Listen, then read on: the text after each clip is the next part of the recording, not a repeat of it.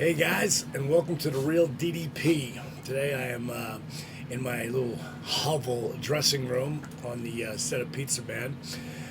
Today it is Wrestling Wednesdays, and we're going to take a break from the Macho Man feud because there was another passing of one of our brothers. Chris Kanyon really was like a brother to me. And today I'm going to talk about Chris and pay tribute to him because I couldn't go to his funeral, which really bums me out because I know there'll be a lot of guys there that were there over his run and became really close friends with his, and I'm sure they'll be there to pay tribute to him. And since I can't get out of work, I'm already locked into this. I'll be here and saying a few words about Chris. I'm going to start off by telling you a little bit about Chris. Maybe you didn't know. For starters, he was college educated. He had his degree in physical therapy. Chris was actually making, I want to say over 60, 65 grand a year when he left the real world that, went to school, worked so hard for, to follow the dream, like so many people try to do. But he was focused. He gave up $60,000 a year plus job to follow the dream of being a wrestler. I believe the first place he ended up was in Memphis, working for Memphis territory and making $25 a night because that's what you do, especially back then. He found his way to the power plant where me and him became friends because I was always down the power plant because at that point in my career, nobody would give me an opportunity. So if I was lucky enough to go on the road, I would go wrestle on the road. But when I wasn't on the road, I was down the power plant. And all the guys would come down there that would be trying to get jobs. The funny part is, most of the guys, as soon as they got the job, they never came back down the power plant. But I did all the time because I kept wanting to get better. And so did Kanyon. And he really, really worked hard. In the beginning, I was trying to tell him to focus that as good as his wrestling was for being so green, he was a natural. But he didn't want to hit the weights. He didn't want to build his body. And I was trying to explain to him that it's not just how good you can wrestle. There's plenty of guys who are great wrestlers who never made it. You got to have a look, you got to have a rap, you got to have somebody banging on my door, you're running into it. You had to have the total package. And as Chris would go on, he'd work on that while he was just literally going out and, a lot of you don't know, but it's enhancement or job matches. And that's a guy who just goes out there and gets guys over. And that was Chris's spot. And when he'd make that $150 for the night, up until he got his contract. And I believe I might have said something to Eric around that time. I'm like, take a look at this kid. He's got some skills and he can really work in the ring. And Eric gave him his first deal. And what was the scenes that happened behind the scenes that no one will really know about was when it came time, because Kanyon was such a mechanic in the ring. He could orchestrate. He's like probably one of the best psychologists in the ring next to Jake Roberts as far as understanding when and what to do to create the big bump. And of course he took a lot of crazy bumps too.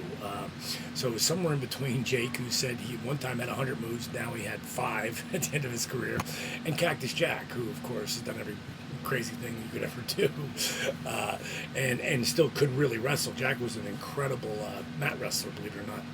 So Chris, he worked on teaching the guys down at the school while he was teaching himself. And we always thought that the more you taught, the more you learned, the better you got. And when you finally got that opportunity, you could do something with it. He put together it was sort of my project. It was sort of under all the radar when we came up with that Mortal Kombat thing, which really could have been good if it was just handled by the booking committee with, like, they wanted it to happen.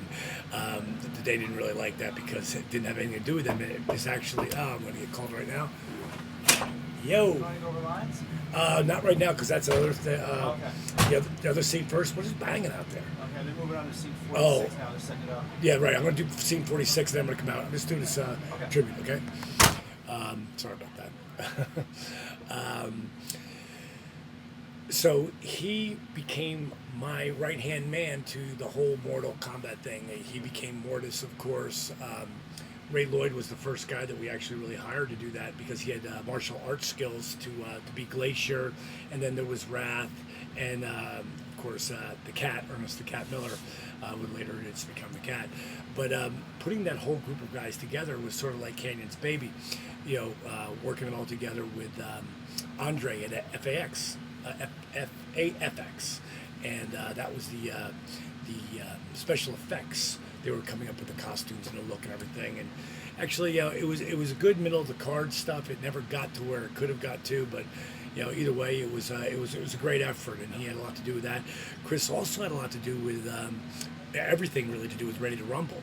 That just became Eric just gave him that project, and he literally became Oliver Platt in the ring. So anytime you see Oliver where he looks like he knows what he's doing, and thinking, damn, he looks damn good in the ring, that was Chris. So Chris was Oliver Platt used to get so pissed off we would call it the fat suit. Chris loved to call it the fat suit. He loved to do a good rib, and he loved to talk Falkenbergisms. Falkenberg's my original last name before Page became my legal last name. But he'd always call me Falkenberg.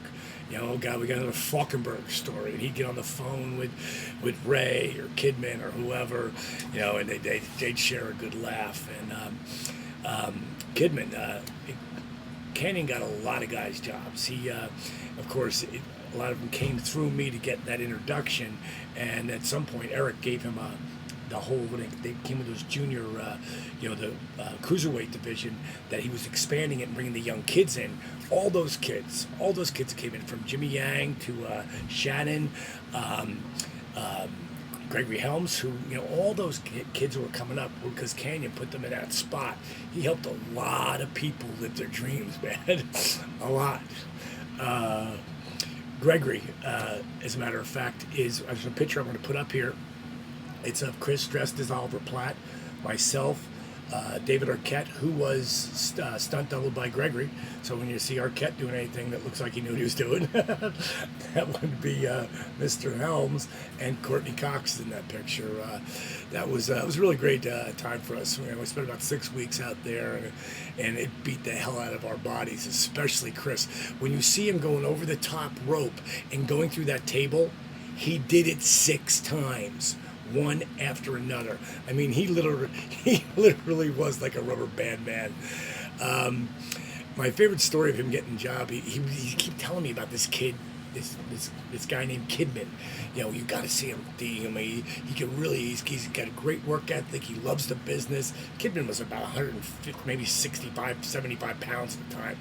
And I was like, dude, I can't bring Eric any more people, He goes, just do me a favor. He just went over for 6 months. And he finally goes, just watch this finish.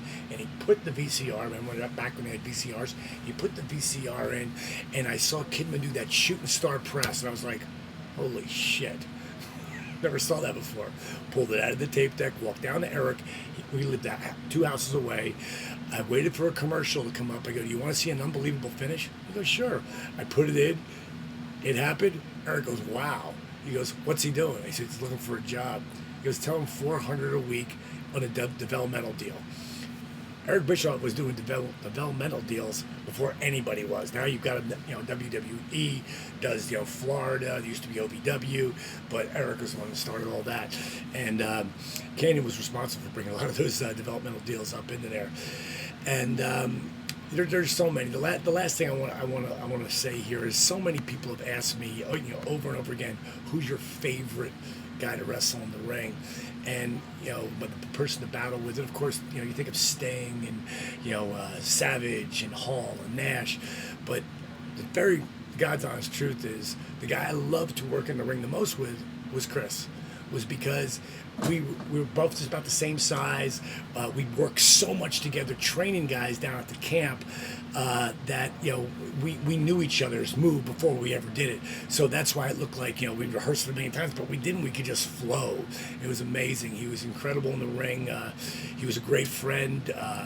He will be truly missed. And I love you, bro. And God bless you, because I'm sure that wherever you are, man, you're happier than where you are here. All right, man. God bless you and your family, man. Thank you. See you guys.